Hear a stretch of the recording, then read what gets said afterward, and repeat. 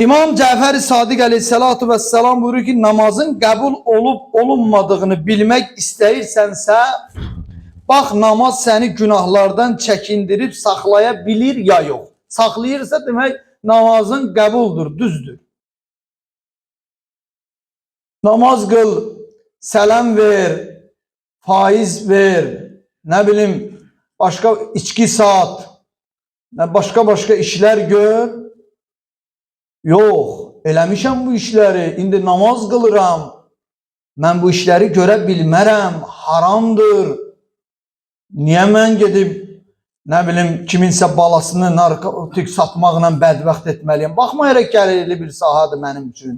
Niyə mən şərab satmalıyam? Başqa nemətlər də o dükanımda satıram da, şərab niyə satmalıyam?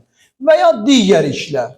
Əgər o namaz səni bunlardan çəkindirə bilibsə, xoş halı var. Mən demirəm, bütövlükdə bütün namazlarımız qəbuldur. Allah bilər onu. Amma baxın, hansı günah sizin qarşınıza çıxırsa, namaz qıldığınız üçün o günahdan, bir günahda olsa belə, namaz qıldığınız üçün o günahdan yayına bilirsinizsə, deməli orada hardasa bir namazınız qəbuldur. Buna görə Allaha şükür edin. Lovğalanmaq lazım deyil.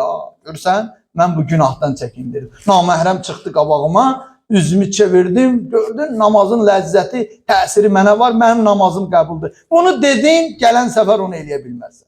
Evin yıxıldı. Yox, özün üçün analiz et və o an dərhal Allaha şükür et. Haram çıxıb qabağıma, nə bilim, bir şey tapmısan və ya biri sənə səhvən pulu çox verib, başqa bir şey. Əgər o şey sənin, görürsən buna ehtiyacın da var, amma o da gəlir qarşıva, qıldığın namaz da gəlib qarşıva. Sən o an namazı seçə bilirsənsə, deməli namazın qəbuldur.